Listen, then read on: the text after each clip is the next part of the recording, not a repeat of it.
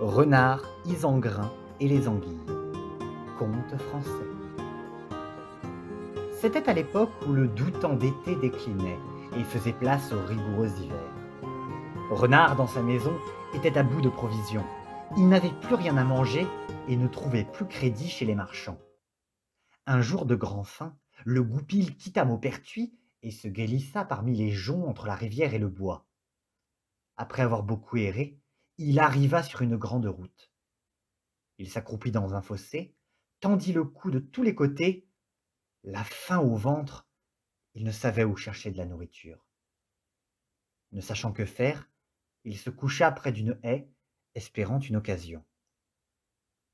Enfin, il entendit un bruit de roues. C'étaient des marchands qui revenaient des bords de la mer. Ils rapportaient de grandes quantités de harengs frais et de poissons dont ils avaient fait une pêche abondante, car une bise favorable avait soufflé toute la semaine. Leurs paniers crevaient sous le poids des anguilles et des lamproies qu'ils avaient achetés en cours de route. Quand Renard, l'universel trompeur, fut à une portée d'arc des marchands, il reconnut facilement les anguilles et les lamproies. Il se rampa sans se laisser voir jusqu'au milieu de la route et s'y étendit, les jambes écartées, la langue pendante. Oh, quel traître! Il resta là en faisant le mort, sans bouger, sans respirer afin de ne pas éveiller leur attention. La charrette s'approcha, un des marchands voit le corps immobile et appelle son compagnon. Regarde, là. C'est un goupil ou un blaireau? C'est un goupil. Vite, descendons et attrapons-le avant qu'il ne nous échappe. Les deux hommes se dépêchèrent et s'approchèrent de Renard. Ils le poussèrent du pied, le pincèrent, le tournèrent et le retournèrent sans crainte d'être mordus. Ils le croyaient mort. Il vaut bien 3 sous, dit l'un. Il en vaut bien plus. Reprend l'autre. Nous ne sommes pas trop chargés. Jetons-le sur la charrette. Vois comme sa peau à la gorge est en bon état. Nous en tirerons un bon prix à la ville. Ainsi dit, ainsi fait. Ils le saisirent par les pieds, le lancèrent entre les paniers et se remirent en route. Pendant qu'ils se félicitaient de l'aventure et qu'ils se promettaient d'écorcher la peau de Renard le soir même, celui-ci ne s'inquiétait guère. Il savait qu'entre faits et dires, il y a souvent un long trajet. Sans perdre de temps, il s'allonge sur les paniers, en ouvre un avec les dents, et tire à lui plus de 30 harengs. Il les mange de bon appétit, sans avoir besoin de sel ou de sauge. Mais il n'a pas l'intention de se contenter d'aussi peu. Dans le panier voisin, frétillent les anguilles. Il en tire 3 beaux colliers. Renard connaît tant de ruses, passe sa tête et son cou dans les colliers et les installe sur son dos. Il s'agit maintenant de quitter la charrette. Des pattes de devant, il s'élance au milieu de la route, les anguilles au cours du cou. Après avoir sauté, il crie au marchand. « Dieu vous garde, beaux vendeurs de poissons. J'ai partagé en frères. J'ai mangé vos plus beaux harengs et j'emporte vos meilleures anguilles. Le reste est pour vous. » Quelle n'est pas la surprise des marchands. Au goupil! Au goupil! Ils sautèrent de leur charrette, pensant attraper Renard, mais le goupil ne les a pas attendus. Ah, fâcheux contretemps. Et quelle perte pour nous! Notre imprudence nous a fait du tort. Nous avons été bien naïfs de nous fier à Renard. Voyez comme il a soulagé nos paniers. Puissiez-vous en crever d'indigestion. Tant qu'il vous plaira, dit Renard. Je ne crains ni vous ni vos malédictions. Les marchands coururent après lui, mais il allait trop vite. Ils ne pouvaient le rattraper. Renard fila à vive allure vers Maupertuis. Hermeline, sa sage épouse, l'attendait à l'entrée. Ses 2 fils, Malbranche et Percehet, viennent à sa rencontre et le reçoivent avec tout le respect qui lui est dû. Et quand on voit ce qu'il rapporte, c'est une joie et des embrassements sans fin. « À table !» s'écria Renard. « Que l'on ferme bien toutes les portes et que personne ne vienne nous déranger. »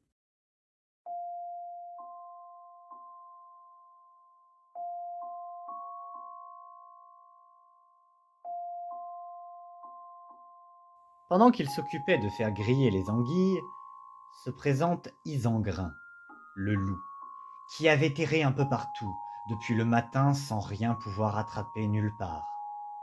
Depuis combien de temps n'avait-il rien eu à se mettre sous la dent? Il finit par traverser un terrain qui venait d'être défriché, tout droit en direction du logis de Renard.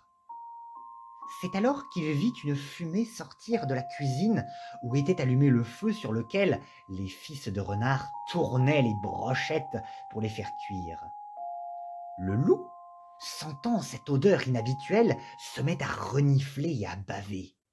Il serait volontiers allé les aider si on avait voulu lui ouvrir la porte. Il s'approche d'une fenêtre pour voir ce qui se passe à l'intérieur, se demandant s'il pourrait y entrer à force de supplications ou en faisant appel à l'amitié. Mais il n'aurait guère de chance d'y réussir, car Renard n'est pas du genre à accéder à une prière. Aussi, s'assit-il sur une souche, la mâchoire douloureuse à force de bâiller de faim. Puis, il court d'un côté, de l'autre, regarde à droite, à gauche, sans trouver moyen de se faire ouvrir. Lui, qui n'a rien à donner, rien à promettre, il se décide finalement à prier son compère de bien vouloir lui donner, au nom de Dieu, un peu ou beaucoup de ce qu'il est en train de manger. Il interpelle donc Renard par une ouverture. « Seigneur, mon compagnon, ouvre-moi la porte, je vous apporte de bonnes nouvelles, vous verrez. Vous aurez sujet de vous en réjouir. » Renard le reconnaît aussitôt à sa voix, mais il fait la sourde oreille. Et Isengrin, à l'extérieur que la faim et les anguilles font saliver d'envie, s'étonne et répète. « Ouvrez, cher seigneur. »« Qui est là ?» ?»« C'est moi, » répond Isengrin. « Qui, moi ?»« Votre compère. »« Nous avions peur que ce soit un voleur. »« Non, c'est moi, » dit Isengrin. « Ouvrez !»« Attendez au moins, répond Renard. Que les moines qui viennent de se mettre à table aient fini de manger. »« Comment cela? Il y a des moines ici ?»« Pas exactement. » rétorque Renard. « Que Dieu me protège du mensonge. Ce sont des chanoines de l'ordre de Trion et je suis entré dans leur communauté. »« Nom de Dieu, dit le loup. Me dites-vous la vérité? Mais oui, pour l'amour de Dieu !»« Alors, accueillez-moi en tant qu'hôte. »« Vous n'aurez rien à manger. »« Et pourquoi? Vous n'avez rien? »« Ma foi, si, répond Renard. Mais laissez-moi vous poser une question. Ne seriez-vous pas venu encore pour mendier? » Non, je veux voir comment vous allez. »« Impossible. Pourquoi donc? Ce n'est pas le moment. »« Dites-moi, n'étiez-vous pas en train de manger de la viande? » »« Vous voulez rire? De quoi se nourrissent donc les moines? »« Pourquoi le taire? Ils mangent des fromages frais et des poissons à grosse tête. Saint Benoît nous commande de ne pas nous restreindre davantage. » »« Première nouvelle. J'ignorais tout cela. Mais accordez-moi l'hospitalité, car je ne saurais où aller aujourd'hui. »« L'hospitalité? Il n'en est pas question. Nul, s'il n'est moine ou ermite, ne peut loger ici. Allez-vous-en, je vous ai assez vu. » À ces mots, Isengrin comprend qu'il ne pourra pas entrer chez Renard. Rien n'y fera. Que voulez-vous? Il se résigne. Pourtant, il lui demande encore. « Est-ce que c'est bon le poisson? Donnez-moi un morceau, rien que pour y goûter. Bien heureuses ces anguilles, pêchées et apprêtées, pour que vous en mangiez. » Alors Renard, qui n'est jamais en reste quand il s'agit de jouer un mauvais tour, prend 3 tronçons d'anguilles qui rôtissent sur les charbons. Ils étaient si à point que la chair partait en morceaux. Il en mange un, emporte un autre à celui qui attend à la porte, en lui disant « Approchez, mon compère, et prenez par charité cette nourriture de la part de ceux qui espèrent vous voir moine un jour. » Je ne suis pas encore sûr de moi. Mais pourquoi pas? Quant à la nourriture, cher seigneur, donnez-la-moi vite. Renard la lui tend, l'autre, il la prend et n'en fait qu'une bouchée qui le laisse sur sa faim. « Qu'en pensez-vous » lui demande Renard. Le gourmand frissonne et tremble. Il brûle d'envie. Comment vous remercier, seigneur Renard? Mais donnez-moi encore un morceau, mon cher compère, un seul, pour m'inciter à entrer dans votre ordre. « Par vos bottes, reprend Renard. Non sans arrière-pensée, si vous vouliez être moine, je ferais de vous mon supérieur. car je sais bien que tous vous éliraient prieur ou abbé avant la Pentecôte. Vous vous moquez de moi? Non, cher Seigneur, par ma tête, j'ose vous le dire, par Saint Félix, vous feriez le plus beau moine du couvent. Aurais-je assez de poissons pour être débarrassé de ce mal qui m'a mis dans un tel état de faiblesse? Autant que vous pourrez en manger. Ah! Faites-vous seulement tonsurer et raser la barbe.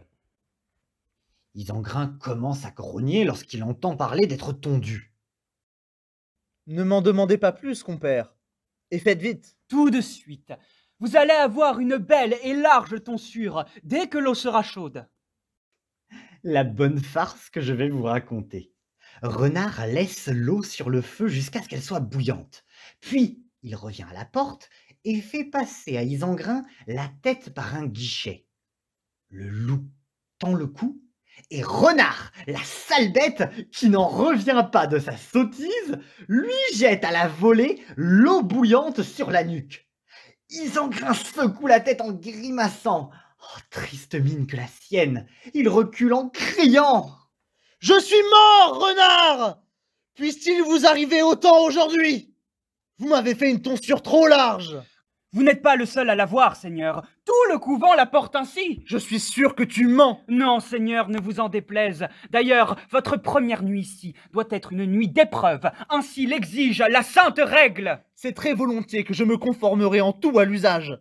Vous auriez tort d'en douter. Renard reçoit alors sa promesse de ne lui faire aucun mal et de lui obéir en tout.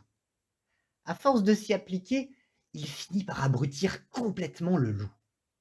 Puis, il sort par une ouverture qu'il avait pratiquée derrière la porte et va rejoindre aussitôt Isengrin qui se plaignait lamentablement d'avoir été rasé d'aussi près.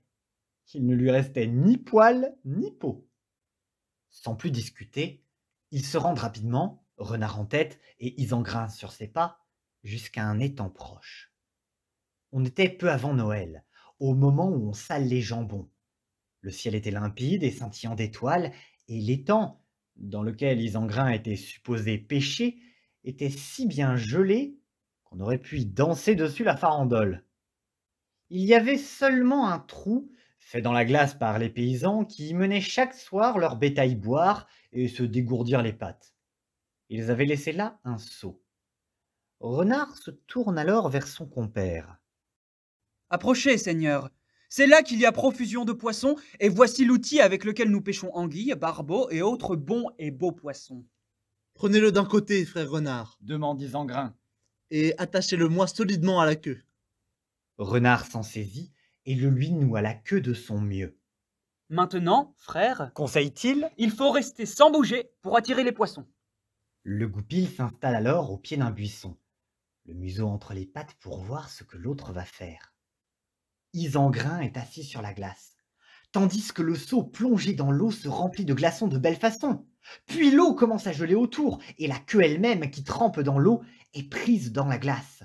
Si bien que lorsqu'Isengrin entreprend de se relever en tirant le seau, tous ses efforts restent vains. Très inquiet, il appelle Renard, car on ne va pas tarder à le voir, déjà le jour se lève. Renard dresse la tête, ouvre les yeux, et jette un regard autour de lui. « Tenez-vous-en là, frère, Dit-il. et allons-nous-en, mon très cher ami, nous avons pris assez de poissons. » Il y en a trop, renard. Crie Isengrin. J'en ai pris je ne sais pas combien. Et Renard lui dit tout net en riant. « On perd tout à vouloir tout gagner. » C'est la fin de la nuit. L'aube apparaît. Le soleil matinal se lève. Les chemins sont couverts de neige et Monsieur Constant Desgranges, un riche châtelain qui demeurait au bord de l'étang, est déjà levé, frais et de joyeuse humeur, ainsi que toute sa maisonnée. Il prend un corps de chasse, rassemble ses chiens et fait sceller son cheval. Ses hommes, de leur côté, poussent des cris et des clameurs. Renard, à ce bruit, prend la fuite et se réfugie dans sa tanière. Mais Isengrin, lui, se trouve toujours en fâcheuse position, tirant désespérément sa queue au risque de s'arracher la peau. Elle est le prix à payer s'il veut s'échapper de là. Tandis qu'il se démène, arrive au trot un valet qui tient 2 lévriers en laisse. Apercevant le loup bloqué dans la glace et le crâne tondu, il se hâte vers lui et, s'étant assuré de ce qu'il a vu, il se met à crier « Au loup! Au loup! À l'aide! À l'aide! À ces cris, les chasseurs franchissent la clôture, entourant la maison avec tous leurs chiens. Isengrin est d'autant moins à la fête que Maître Constant, qui arrive derrière eux au triple galop de son cheval, s'écrie en mettant un pied à terre. « Lâchez les chiens !» Les valets détachent les bêtes, qui se jettent sur le loup dont le poil se hérisse. Tandis que le chasseur excite encore la meute, Isengrin se défend du mieux qu'il peut à coups de crocs. Que pourrait-il faire d'autre? Certes, il préférerait être ailleurs. Constant, l'épée tirée, s'approche pour être sûr de ne pas manquer son coup. Il est descendu de cheval et s'approche de façon à attaquer le loup par derrière. Il va pour le frapper, mais manque son coup et glisse de travers, le voilà tombé par terre à la renverse, le crâne en sang. Il se relève, non sans mal et furieux. Il retourne à l'attaque. Oh, ce fut un combat farouche que celui-là. Alors qu'il vise la tête, le coup dévie, l'épée descend jusqu'à la queue qu'elle coupe net, au ras du derrière. Isengrin en profite pour sauter de côté et pour s'éloigner, mordant l'un après l'autre les chiens qui lui collent aux fesses. Mais il se désespère d'avoir dû laisser sa queue en gage. Pour un peu, il en mourrait de douleur. Cependant, il n'a plus rien à faire. Il fuit donc jusqu'au sommet d'une colline, se défendant bien contre les chiens qui le mordent sans cesse. En haut du tertre, ses poursuivants épuisés renoncent. Isengrin reprend sans tarder sa fuite à toute vitesse jusqu'au bois, en surveillant les alentours. Arrivé là, il jure bien de se venger de Renard et de ne plus jamais être son ami.